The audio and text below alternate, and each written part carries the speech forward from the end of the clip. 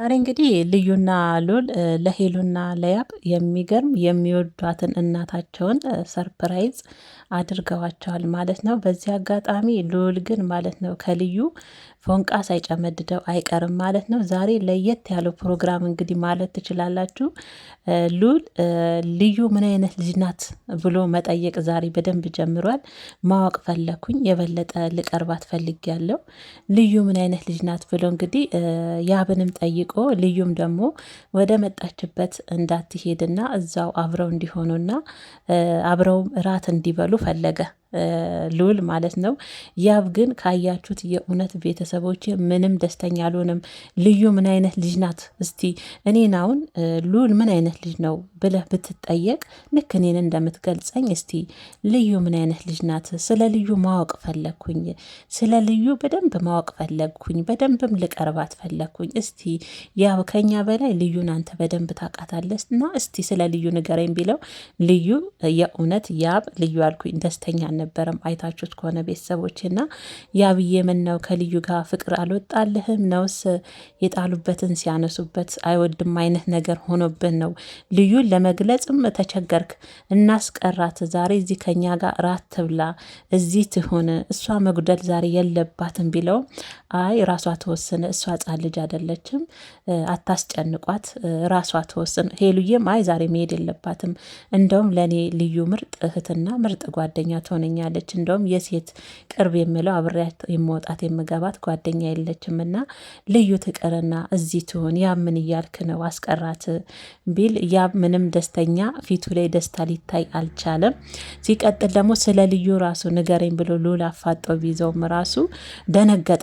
ሊነግረውም አልቻለም። መጨረሻ ላይ ነው እንደውም ሄሉ ትዝብ ብላ ያብን ታየው ጀመር ፊቱን እንደው አፏን ይዛ ማለት ነውና እየታዘበችም ይሆናል በዚህ አጋጣሚና መጨረሻ ላይ በቃ ስለ ልዩ ምርጥነትና የእሱን ደስታ የምትፈልግ አይነት ልጅና ምርጥ ሴት እንደሆነችና ላመነችበት ነገር ደግሞ ወደኋላ እንደማትል ብዙ ነገር ወርዶባታል። በእኔ ብዙ ተሰድባለች፣ ብዙ ተብላለች። ለዚህም አመሰግናለሁ ልሉ አልኩኝ ልዩዬ እና ልዩ በጣም ለየት ያለች ሴት ምርጥ ሴት ናት ማናምን ብሎ ጫፍ ጫፉን እንግዲህ ለልዑል ገለጸለት ማለት ነው። እና ሁለቱ ደግሞ መጨረሻ ላይ እንደምንም ብለው ሄሉዬም ተጭናት ልዑልም ተጭኗት ያው ይሄን የመሰለ ቤተሰብማ በቃ ማጣት አልፈልግም እናንተን ማስከፍቼ መሄድ አልፈልግም እና ብላ ልዩ እንግዲህ ሀሳቧን ቀይራ ከነሱ ጋር ምሽትንም ለማሳለፍና ከነሱም ትንሽ አብራ ለመቆየት ፈለገችና በዛን ሰዓት ያብን አልኩኝ ልዩ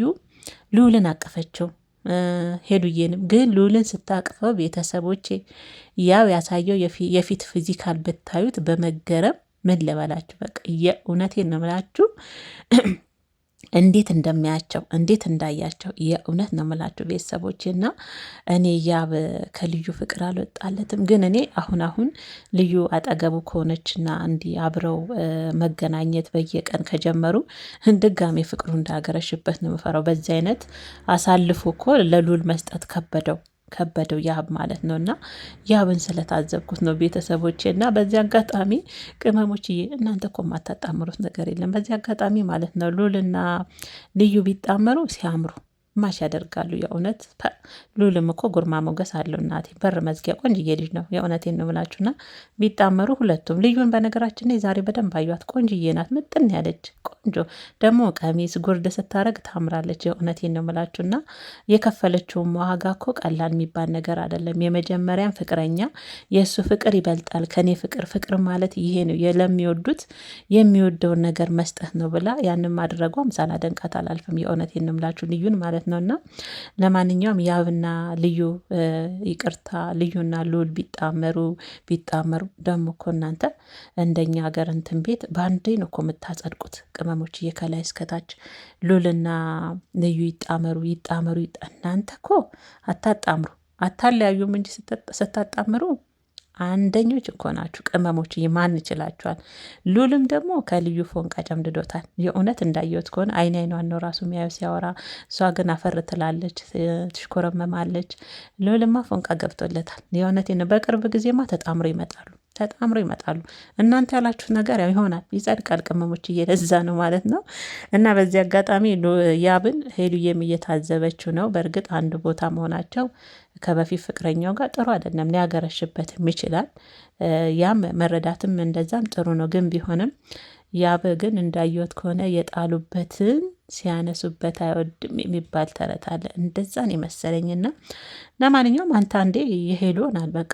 አሁን ደግሞ ኑንና ደግሞ ሲያምሩ ኑንና ልዩ የእውነት ሲያምሩ በመልክም በምንም ሲያምሩ የእውነቴን ነው የምላችሁ ነው። ልዩና እንግዲህ ልዑል ያው መጣመራቸው የማይቀር ነው። ልዑልም ያው ዳርዳር እያለ ነው እንዳልኳችሁ፣ ፍቅር ቢጤ ሳይገባለት አይቀርም። ዳርዳር እየጠየቀ ነው፣ ስለ እሷ ማወቅ እየፈለገ ነው የበለጠ ማለት ነው። ሄኑዬም ደስ ብሏታል። አግኝታ ነው እንዴ አግኝታ ነው ውስጡ አረፍት ይሰማዋል እንደውም እና ለማንኛውም ዛሬ ሄሉና ያብ ሰርፕራይዝ የተደረጉት የእመቤታችንን ስዕል አድኖ ነው። በጣም ደስ የሚል ከስጦታዎቹም በላይ ደስ የሚል